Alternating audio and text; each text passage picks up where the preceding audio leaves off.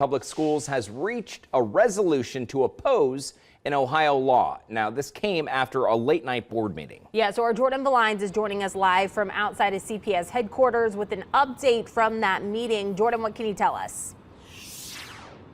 Well, I know that our Peyton Marshall, she was actually in the meeting throughout the duration of the entire thing. It didn't get over until around 10 o'clock last night. And pretty much the center of this meeting was House Bill 68. It's also been in the center of headlines for several months now. We're talking about House Bill 68, which would ban gender affirming care. Also, this House bill expected to become a law in April. But the reason that Cincinnati Public Schools decided to meet is really they wanted to weigh out how this is going to impact their students. And overarchingly, the decision made last night was they were deciding to oppose House Bill 68. So they did so because they want to prohibit what they call discrimination because of sexual orientation and gender identity and expression.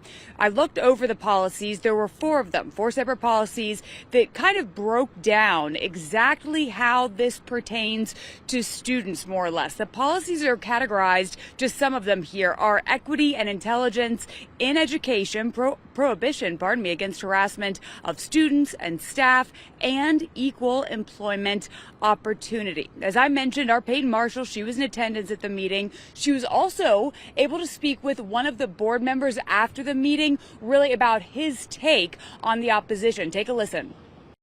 House Bill 68, it revises the Ohio Revised Code that says school counselors, et cetera, are allowed to speak to students about what's going on in their life, and sort of amends it to say except when, which, you know, in my sole opinion is pretty mean.